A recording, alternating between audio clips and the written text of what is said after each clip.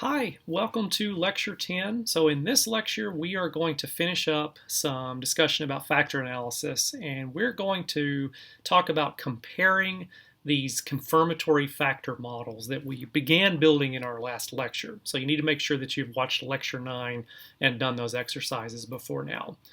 So I want to begin with a recap of what our factor analysis workflow is. We've been building this up over several lectures now. So the first step when you are thinking about construct validation in the context of factor analysis is that we use exploratory factor analysis to find potential measurement models. And so what do we mean by that? We mean these latent factor structures for a given set of data. So what we're doing is we're finding how many factors or dimensions best explain the variability in a given set of, say, test items. And we also want to know which of these items load onto these different factors. Now, we'll recap with an example in just a second how that works. Once we have explored and we have found a potential measurement model, we then want to confirm that model. So we use confirmatory factor analysis. And with this, we do two things. We test the model fit. So in a sense, we confirm that it actually is a good model for the data. And we also concretely estimate its components. So things like the factor loadings, the variance and covariance estimates, etc. And we do this two ways. One, we do a test of exact fit. So you'll remember that's a chi-squared test where the null hypothesis is that the model fits the data exactly. And what it's doing is comparing the model that you have proposed to the saturated model. Saturated model is one where every possible connection between nodes is there. What we want is we want to not reject the null. We want p to be bigger than 0.05 because the null is the hypothesis that says the model fits. So it's kind of opposite from your typical hypothesis testing situation. So that's a test of exact fit. Now there are some problems with the chi-squared test, which we talked about in the last lecture, and we will recall here in just a few minutes. The other way you can test your potential factor model is what's called a test of absolute fit. And what we use there is this RMSEA, this root mean squared error of approximation. And we want to know simply, is it less than 0.05? And of course, some textbook authors go up to 0.08 as a threshold. But basically, you want this number, it's an error measurement. You want it to be very small. And this is a test of absolute fit because it doesn't compare models specifically. It just directly compares how your model fits your data. And so these are the two things that we have done with confirmatory factor analysis up to this point.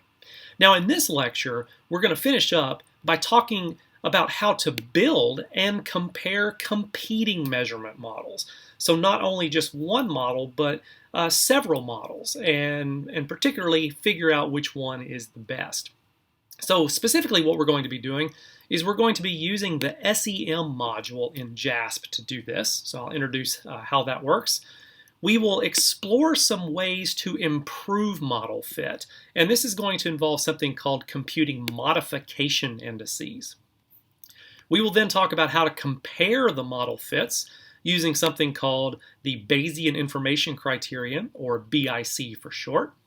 And then finally, we will end with a discussion of how you could turn this whole process that we have developed in these last three lectures into a fully fledged thesis project. So stay tuned till the end. So let's use our working example that we have been using since the last few lectures. This is the SAC-8, the Statistics Anxiety Questionnaire. Recall that it had 8 items ranging from statistics makes me cry all the way down to I've never been good at math. And through exploratory factor analysis and then confirmatory factor analysis, this was the model structure that we proposed. We proposed that the SAC-8 consisted of 2 latent constructs, statistics anxiety, which we abbreviated as SA, and computer self-concept, which we denoted as CSC, and items 1, 3, 4, 8, 5, and 8 loaded onto the statistics anxiety construct, and items 6 and 7 loaded onto the computer self-concept construct. And then we also estimated these covariances, these loadings, and finally these error covariances. Now, how well did the model fit?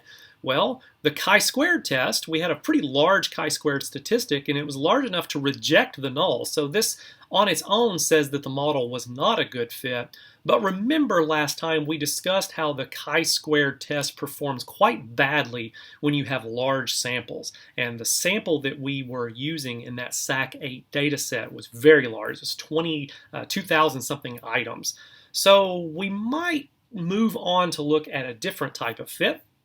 And we do that with the RMSEA. And we got an RMSEA of 0.04 with a 95% confidence interval ranging from 0.031 to 0.05. So we're 95% confident that our RMSEA value is somewhere in this range. And that tells us that the model is a good fit. So in light of how badly chi-squared performs with large samples, I might use this line right here as my primary evidence for yes, this is a good model for the factor structure that you get in this PSYC-8 questionnaire. Now, it doesn't stop here. This is a model, but can we make it better, and how much better? Those are the questions for today. So can we get a better model structure? And if so, how do we measure or index how much better that structure is? So here are the answers to these questions, just to kind of give you some structure for what we're going to be talking about in the next few minutes. For the first question, can we get a better model structure? The answer is sure. We're going to do that by building a structural equation model in JASP. We're going to do it using SEM, which stands for Structural Equation Model. It's a module in JASP that I'll teach you how to use today.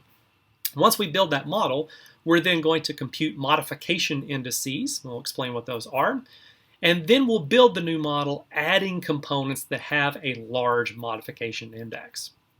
And as far as the question of how much better, well, we're going to compare the models that we build. Specifically, we're going to compare two competing models using the BIC, the Bayesian Information Criterion.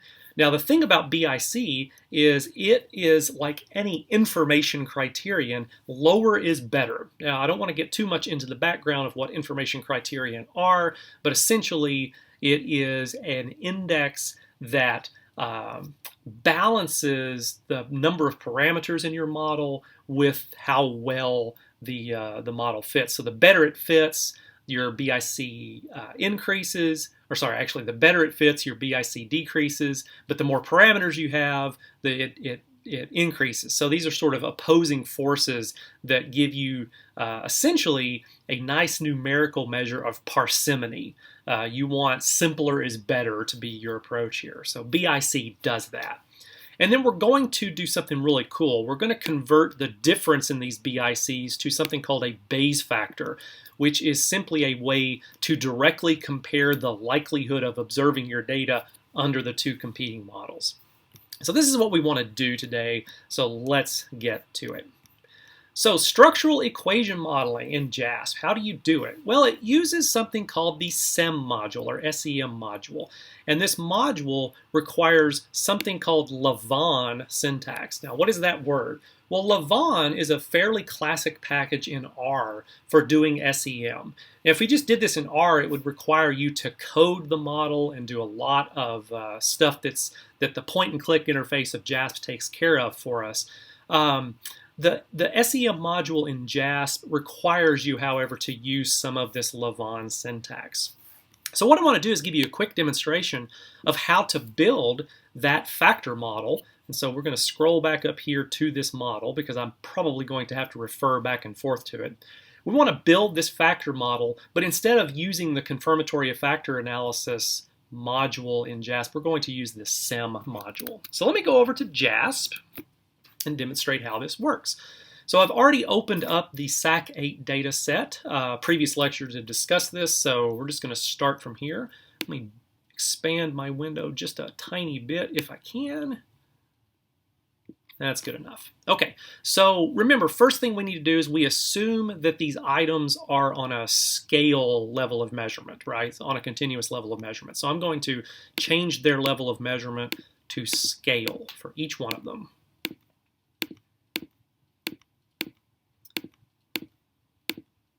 So there we go. Now, you might go around looking under factor analysis and say, well, there's no SEM here, right? It is what's called an add-on module. So it doesn't load by default, but in your installation of JASP, assuming it's relatively recent, you should have in this plus sign, so click the plus sign, you should have in this list of auxiliary modules something called SEM. We're going to just select that. You'll notice it automatically pops up a button for SEM. So we click that and we're going to select structural equation modeling. Okay, now this is a rather Spartan interface in the sense there's not as much pointing and clicking here. It is asking you, however, to enter some Livan syntax. So what does that mean? Well, essentially what you are doing is putting in your factors and the items that load onto those factors. And it's fairly simple to do it.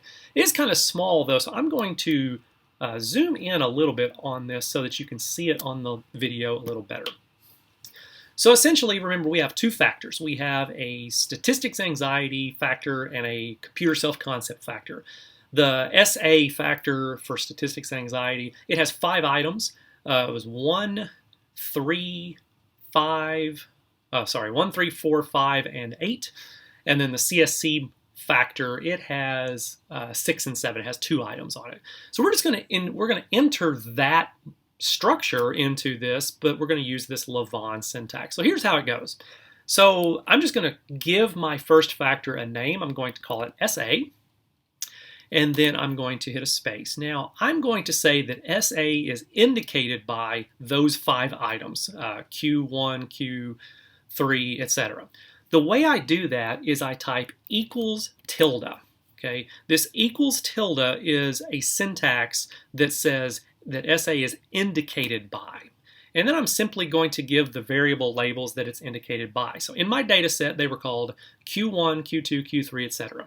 So I'm going to use that syntax here. I'm going to say Q1 plus Q3 plus Q4 plus Q5 plus Q8. So just to check, those are indeed 1, 3, 4, 5, and 8. Those are the items that load onto the SA factor. Okay. So again, this says SA is indicated by these 5 items. Now I'm going to go to the next line and I'm going to type CSC. Again, you can call it anything you want, but I think more descriptive is better. CSC is indicated by Q6 and Q7. Now you have to type it exactly like this. If you typed, say, a capital Q, then that would be incorrect. Why? Well, because the data label itself is lowercase q. So make sure you get the case correct on all of these. So that's how you type in the Livan syntax, and that's it. That's all you've got to do. So this simply just replaces the point and click.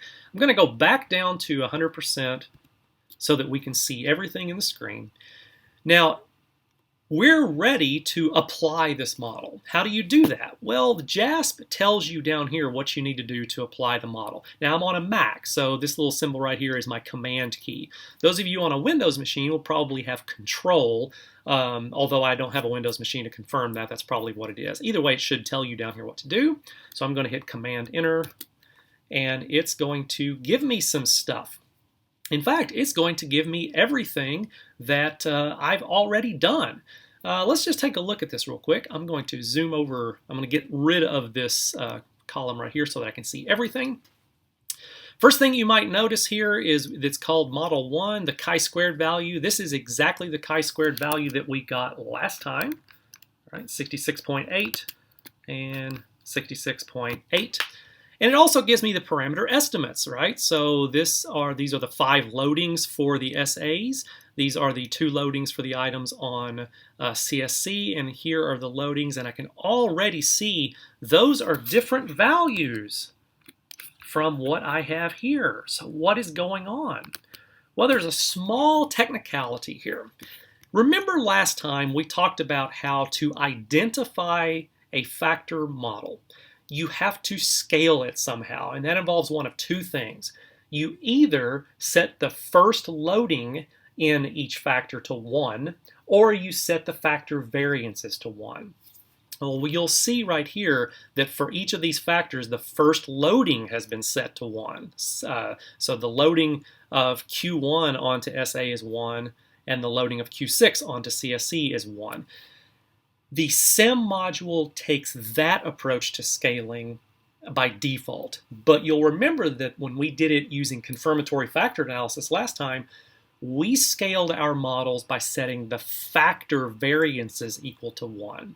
So that needs to be done here to make our parameter estimates match what we got last time. We do that down here. We do that in the options menu where it says factor scaling. Notice by default it selects factor loadings. I'm going to set residual variance for my factor scaling. Now we can check this. Now you can see these look more in line with what we got last time. So let's just kind of see if we can see both of these at once. Sorry, this is, there we go. Trying to get everything. So let's just check these first few loadings. SA indicated by Q1, that loading is 0.51, 0.51. SA indicated by Q3, that loading is negative 0.6, negative 0.6. So you can see now we've got exactly the same model that we got last time. So this is simply another way to do confirmatory factor analysis. It gives me the chi-squared. It also, if I want, it will give me the additional fit measures. I just go to statistics and additional fit measures. And I'll look down here and I'll get lots of things. Particularly, I'll get my RMSEA, I'll get my 95% or my 90% confidence interval, etc. So everything that we did last time can be done in the structural equation modeling menu. But the things we want to do this time are a little bit more than what the CFA module will do. So we're going to do it. We're going to do it using structural equation modeling. Okay, so that's how you build the model. What we want to do is we want to see if we can make a better model.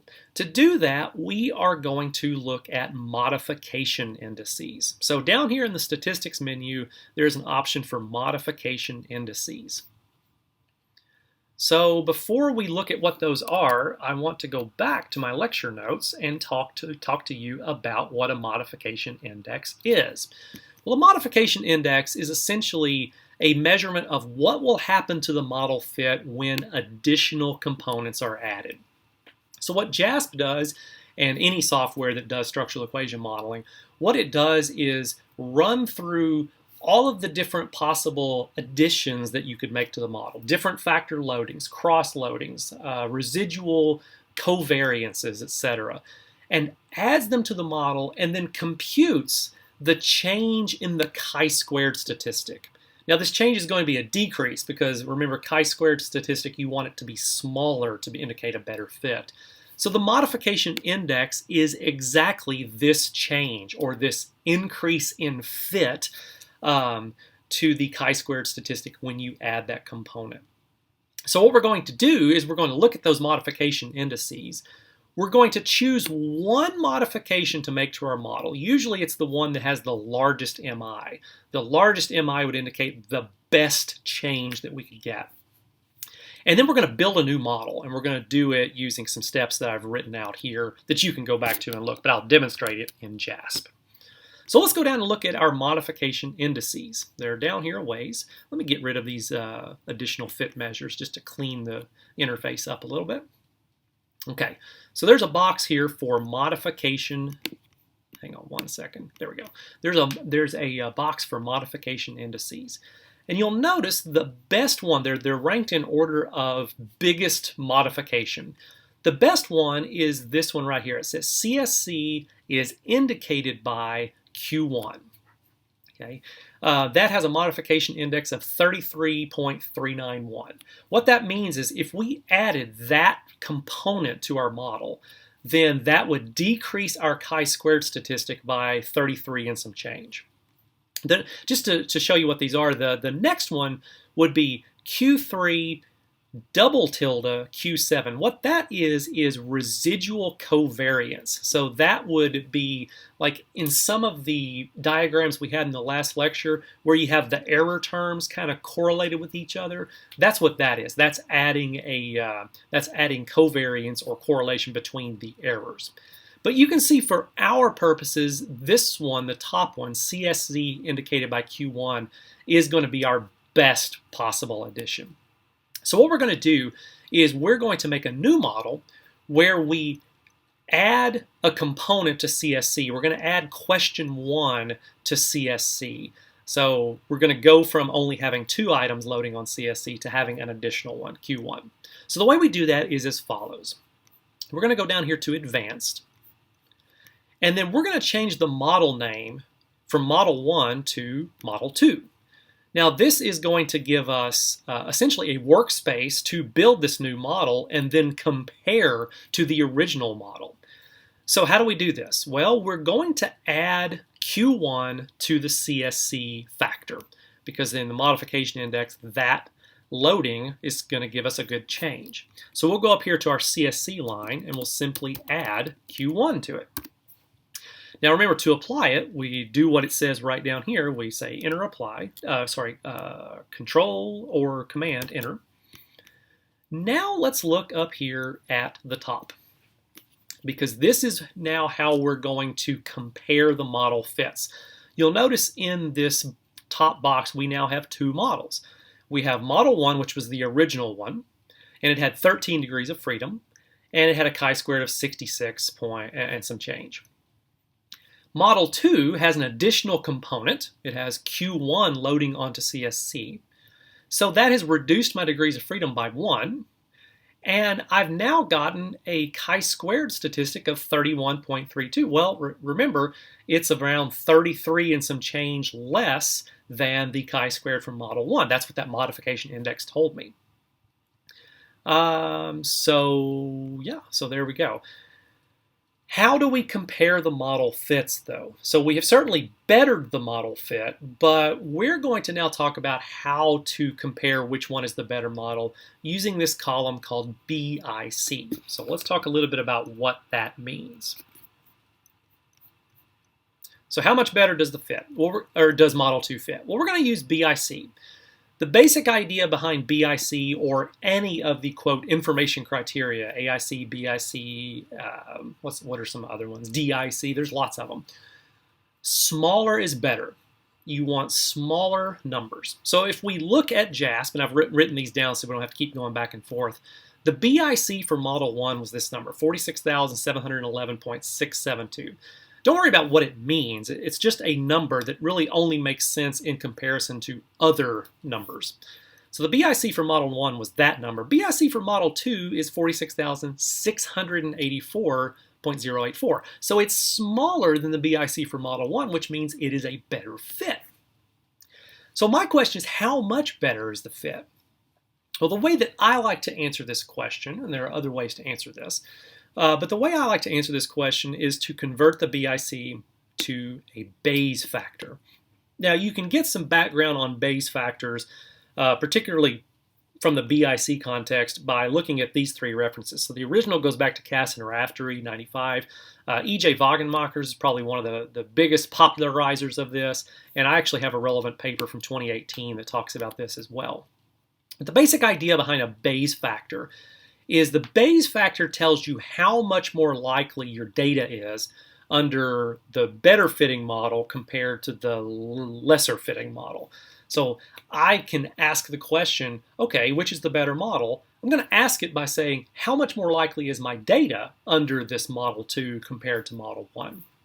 And the way you do this is you take that BIC, in particular you take the change or the difference between the BICs, and you take e to that difference over 2. Okay? Why that is, well, that's going to require you to go back to these references to look. But that gives you the Bayes factor, or at least a really good approximation of it. So just to illustrate how that works, I've written out some computation here. So our Bayes factor is going to be the change or delta in the BICs. So I take the BIC for Model 1 and I subtract the BIC for Model 2. That gives me a difference of about 27.588. So I now take half of that difference, which is 13.794, and I raise e to that power, e to the 13.794. And that gives me a number that's pretty big. It gives me a number of 978,719.1.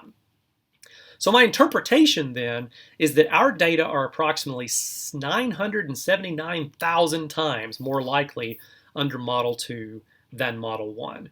That means Model 1 is a really much better, that means Model 2 is a really, a lot, I just can't talk anymore. Model 2 is a much better fit than Model 1. By how much? By approximately almost 1,000,000 times better, okay, 979,000 times.